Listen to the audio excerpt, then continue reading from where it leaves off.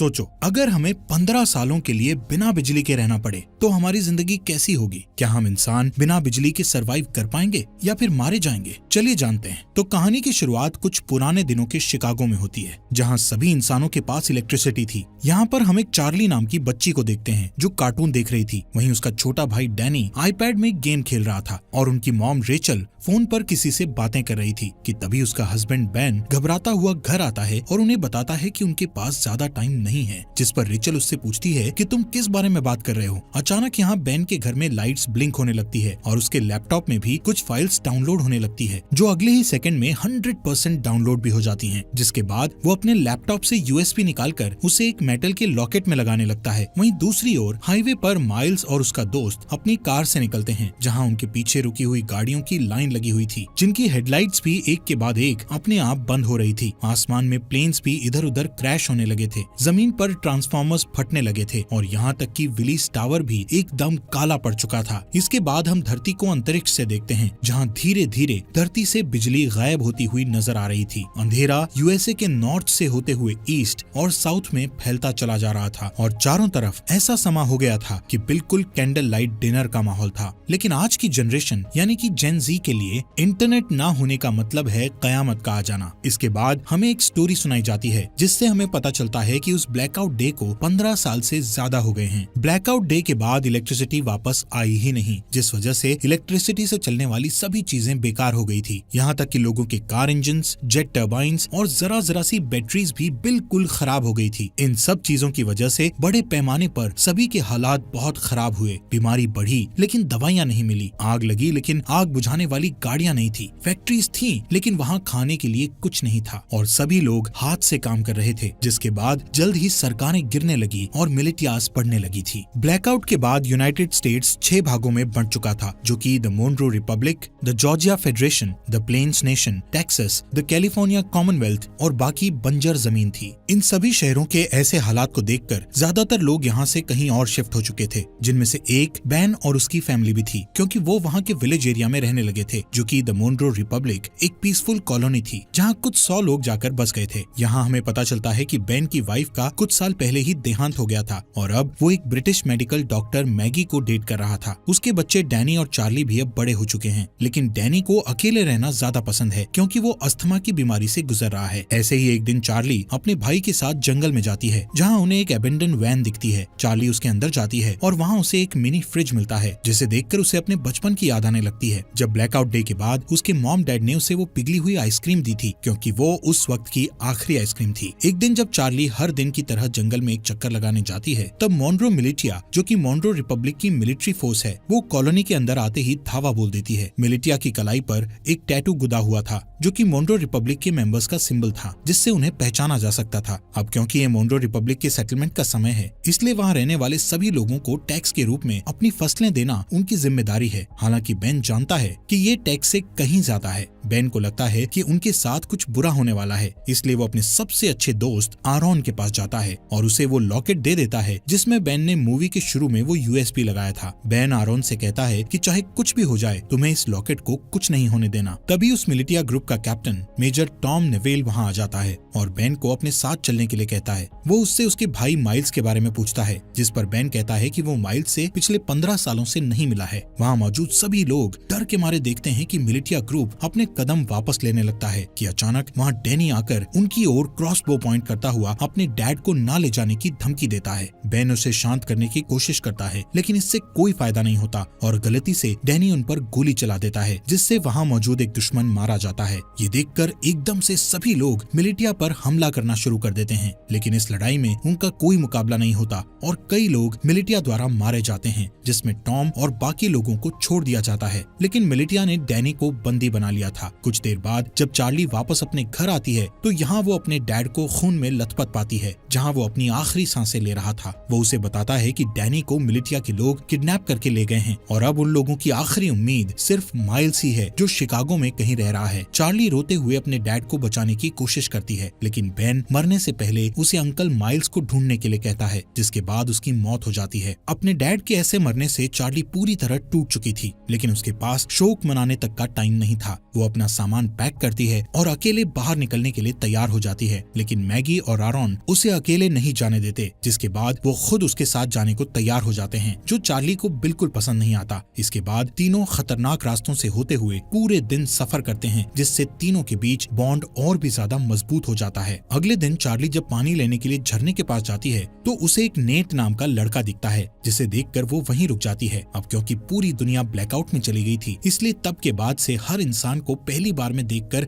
खतरा ही समझा जाने लगा था। यहाँ तक कि चार्ली जैसी लड़की के लिए बहुत सी चीजें दिमाग में होती हैं, लेकिन खुशकिस्मती से नेट सिर्फ उससे उसका नाम पूछता है और उसे जाने देता है। उस रात चार्ली और उसके दोस्तों को एक टूटा फूटा प्लेन मिलता है, जिसमें वो रात गुजारने की सोचते हैं, लेकिन बदकिस्मती से ये स्कैवेंजर्स ग्रुप का ठिकाना था, जहाँ उन लोगों को देखकर कुछ चोर यहाँ आते हैं और चाकू की नोक पर उनमें से एक चार्ली को उनसे दूर ले जाता है। मैगी को यहाँ कुछ खतरा महसूस होता है कि तभी वो अपने तेज दिमाग का इस्तेमाल करके उन चोरों को विस्की पिला देती है, जिसके ठीक बाद वो लोग उल्टी करते हैं और मर जाते हैं। वहीं दूसरी ओर आखिरी चोर चार्ली को मारने की कोशिश करता है कि तभी अचानक वहाँ नेट आ जाता है और उसे बचा लेता है। अगली सुबह नेट उन तीनों के साथ जाता है, क्योंकि यहाँ पता चलता है कि वो भी उनके साथ शिकागो जा रहा है। मैगी उसे अपनी टीम में देखकर कंफ्यूज हो जाती है, क्योंकि नेट उसके लिए बिल्कुल अनजान था, इसलिए वो चार्ली को वार्निंग देती है कि उसे ऐसे ही किसी पर भरोसा नहीं करना चाहिए। लेकिन कुछ देर बाद उसे याद आता है कि हर कोई बुरा नहीं है, इसलिए अब उसे नेट से कोई परेशानी नहीं थी। अगले सीन में जब मेजर टॉम और उसकी आर्मी आराम कर रही थी तो डैनी इस बात का फायदा उठाकर वहाँ से भागने की कोशिश करता है और हथकड़ियों का ताला खोलकर भाग जाता है। लेकिन कुछ दूर और भागने के बाद उसे अस्थमा का दौरा पड़ता है और वो वहीं एक घर के पास गिरकर बेहोश हो जाता है। कुछ घंटों बाद जब उसकी आंख खुलती है तो वो अपने सामने एक लड़की को उस पर बंदूक ताने देखता है। वो लड़की अपना नाम ग्रेस बताते हुए उससे पूछती है कि वो कहाँ से आया है, जिस पर डैनी बताता है कि कुछ लोगों ने उसे किडनैप कर लिया था, जिनसे बचता हुआ वो यहाँ आया है। ये सुनकर वो लड़की बंदूक नीचे करती है, जिसके बाद वो उसे अस्थमा पंप देती है और बताती है कि ये उसके मरे हुए बेटे का है। इसके बाद हम उन चारों के ग्रुप को देखते हैं जो फाइनली शिकागो पहुंचते हैं, जो कि मोनरो रिपब्लिक में ही है। यहाँ देखने लायक बात है कि रिगली फील्ड पूरी तरह से आईवी प्लांट से कवर्ड है, सड़कें मछुआरों से भरी हुई है और फोक्सवैगन बीटल जैसी गाड़ियों को घोड़े की बग्गी में बदल दिया गया है। बेन की बताई जानकारी के बाद वो सभी एक होटल में पहुंचते हैं। बारटेंडर से माइल्स के बारे में पूछते हैं। पहले तो वो बारटेंडर माइल्स नाम के किसी इंसान को जानने से मना कर देता है, लेकिन जब चार्ली उसे अपने डैड बेन के बारे में बताती है कि हाल ही में उनकी डेथ हुई है, तो वो बताता है कि वो खुद ही माइल्स है, लेकिन वो उन सभी से अपनी पहचान को छुपाए रखने के लिए बोलता है। कुछ देर बाद माइल्स अपनी भतीजी को अंदर ले जाता है और उससे प्राइवेटली बात करता है, जहाँ चार्ली बताती है कि कैसे मिलिटिया ने उसके डैड को बेरहमी से मार डाला और डैनी को किडनैप करके अपने साथ ले गए। जिसके बाद चार्ली उससे पूछती है कि वो लोग हमारी फैमिली के पीछे क्यों पड़े हैं, जिस पर माइल्स कहता है कि जरूर बेन कुछ न कुछ उस ब्लैकआउट के बारे में जानता था। वो कहता है कि मोनरो रिपब्लिक के लीडर जनरल मोनरो एक क्रूअल डिक्टेटर था, जो पूरे देश और पूरी दुनिया को अपने कब्जे में करना चाहता था, लेकिन उसके लिए उसे कुछ हथियारों की जरूरत थी, जैसे कि फाइटर प्लेन्स, टैंक्स और यहाँ तक न्यूक्लियर बॉम्ब्स। और क्योंकि बेन अकेला ऐसा इंसान था जो ब्लैकआउट क्यों हुआ था उसके बारे में जानता था और मोनरो को विश्वास था कि वो इससे निपट सकता है। ये सब सुनने के बाद चार्ली अपने भाई डैनी को लेकर और ज्यादा चिंतित हो जाती है और अपने अंकल से उसकी मदद करने के लिए कहती है, लेकिन सरप्राइजिंगली वो उसकी मदद करने से साफ मना कर देता है, क्योंकि उसका मानना था कि ये काम बहुत रिस्की है और वो इस काम को करने के लायक नहीं है। जिससे नाराज होकर चार्ली वापस अपने ग्रुप के पास जाने के लिए तैयार हो जाती है। उसे परेशान देखकर नेट माइल्स के पास बिल्कुल लड़ने के मूड में जाता है, लेकिन तभी माइल्स नेट का हाथ पकड़कर उठता है, जहाँ पता चलता है कि नेट भी मोनरो मिलिटिया का मेंबर है और वो चार्ली और उसके दोस्तों के साथ मिलकर माइल्स तक पहुँचना चाहता था।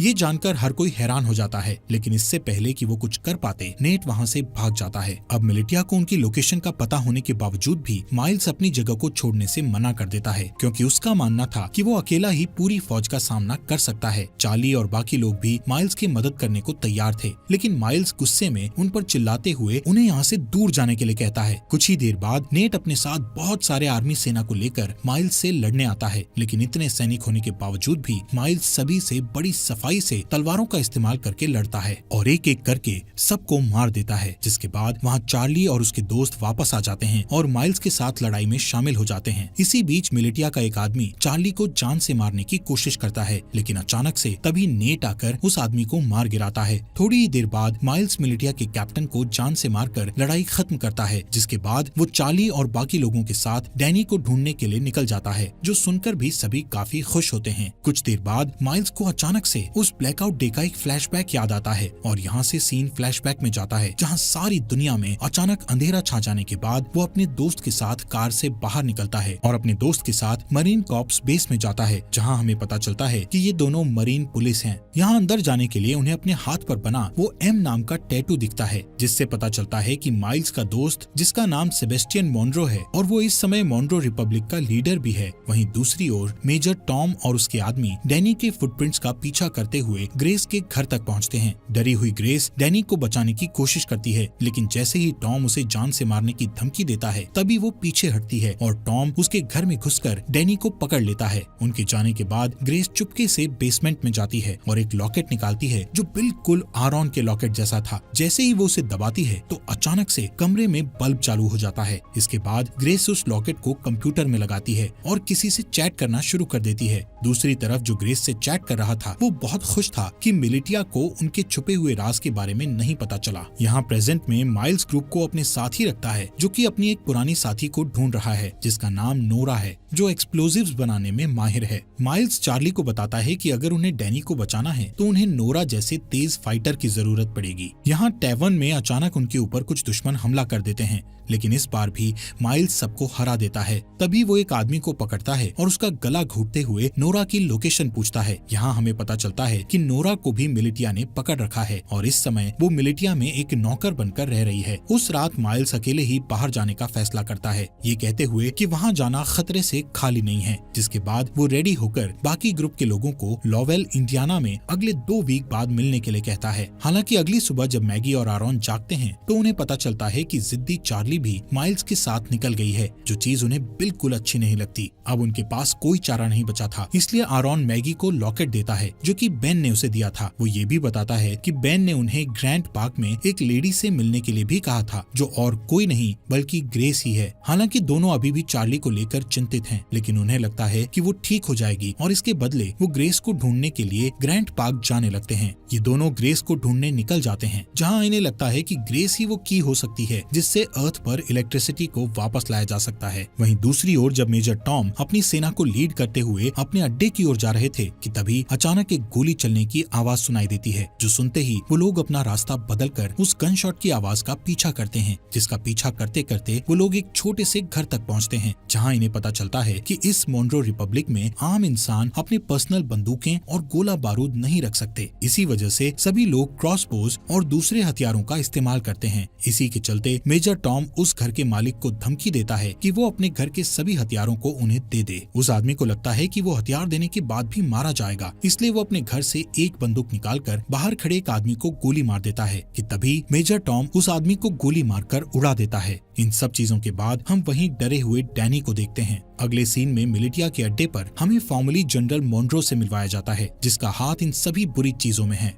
मॉनरो वहाँ मौजूद एक आदमी से अपने हथियारों के बारे में पूछता है, लेकिन जब वो डरा हुआ आदमी उसका कोई जवाब नहीं देता तो वो उसे बेरहमी से जान से मार देता है। जिसके बाद वो दूसरे रूम में अपने एक दूसरे वर्कर के पास जाता है, जहाँ हमें पता चलता है कि ये बेन की वाइफ रेचल है, जिसे हम मरा हुआ मानते हैं। यहाँ मॉनरो रेचल को बताता है कि बेन मर चुका है और ये सुनकर रेचल बहुत परेशान हो जाती है। इस दौरान चार्ली पूरे दिन जंगल में घूमती हुई आखिर में अपने अंकल को ढूंढती है, जहाँ माइल्स उससे गुस्सा था क्योंकि उसने उसकी बात नहीं सुनी थी। लेकिन जब चार्ली बताती है कि उसके भाई को अस्थमा का दौरा पड़ता है तो वो शांत हो जाता है। कुछ देर बाद उन्हें ढेर सारे मजदूर दिखते हैं जो हाथों से हेलीकॉप्टर को खींचकर ले जा रहे थे। यहाँ पता चलता है कि जनरल मुनरो को विश्वास है कि एक दिन इलेक्ट्रिसिटी जरूर आएगी और उस दिन के लिए वो खुद को तैयार करना अभी से शुरू कर देता है। इन सभी मजदूरों में माइल्स नोरा को भी देखता है और चार्ली से कहता है कि उसे इतने सारे लोगों में से बचाना मुश्किल होगा क्योंकि यहाँ कई सारे गार्ड्स के पास स्नाइपर राइफल भी हैं। लेकिन माइल्स अपने दोस्त को हर हालत में बचाना चाहता है। वो नोरा को बचाने का प्लान बनाते हुए रात होने का इंतजार करता है और जैसे ही रात होती है तो सबसे पहले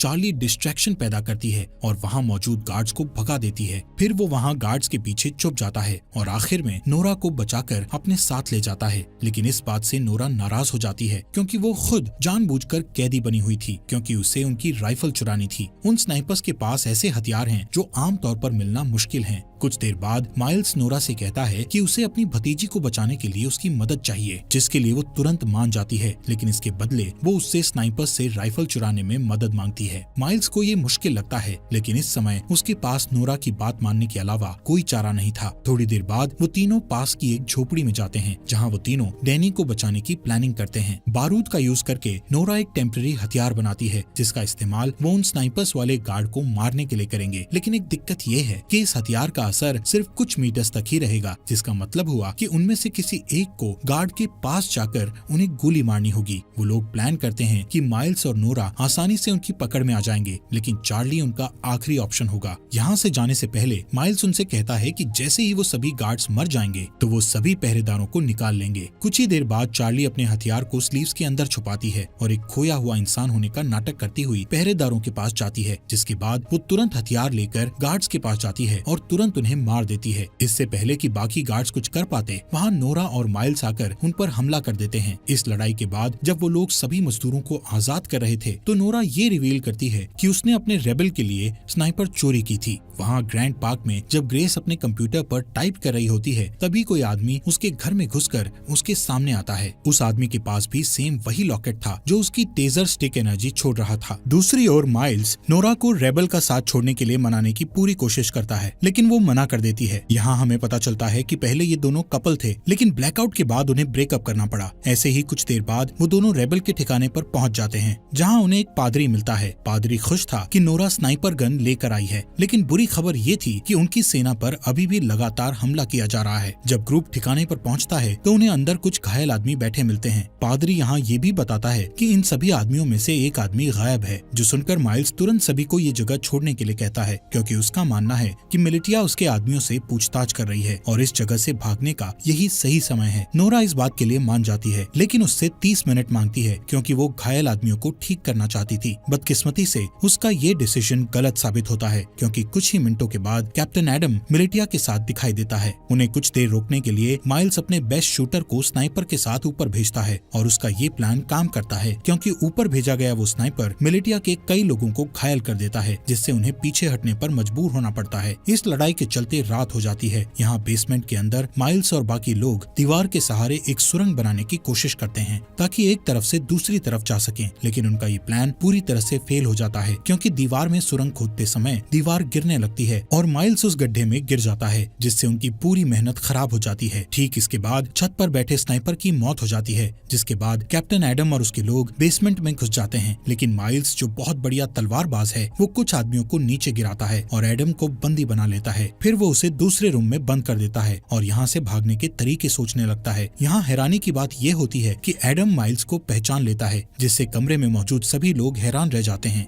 ये देखकर चार्ली उनसे पूछती है, तुम एक दूसरे को कैसे जानते हो? यहाँ कहानी एक अलग मोड़ लेती है, जहाँ एडम ये रिवील करता है कि पहले माइल्स जनरल मुनरो का राइट हैंड था। यहाँ तक कि माइल्स वो इंसान है जिसने मिलिटिया को लड़ना सिखाकर इतना खतरनाक बनाया है। लेकिन इतना रिवील होने के बावजूद भी माइल्स उन्हें मारने पर अपना फोकस रखता है। माइल्स उनके सामने एक डील रखता है, जिसमें वो खुद को मुनरो मिलिटिया के सामने सरेंडर करेगा, लेकिन उसके बदले में उसके ग्रुप के किसी भी इंसान को कोई नुकसान नहीं पहुंचाया जाएगा। किसी वजह से एडम ये डील एक्सेप्ट कर लेता है। हो सकता है उसे अपनी जान की परवाह हो इसलिए। खैर, इसके बाद जल्द ही माइल्स को मुनरो मिलिटिया ले जाया जाता है। यहाँ से सीन फ्लैशबैक में जाता है, जहाँ हम ब्लैकआउट के 2 वीक बाद का सीन देखते हैं, जब माइल्स अपने भाई को ढूंढने के लिए शिकागो आया था और उसका सबसे अच्छा दोस्त मुनरो भी उसके साथ था। वहीं रास्ते में उन्हें 2 आदमी मिलते हैं, जिनमें से एक आदमी दूसरे को बहुत बुरी तरह पीट रहा था। एक अच्छा इंसान होने के नाते माइल्स उनके पास जाता है और अपनी बंदूक निकालकर उनमें से एक को गोली मार देता है। इसके बाद दोनों दोस्त उस बचे हुए चोटिल इंसान की मदद करते हैं,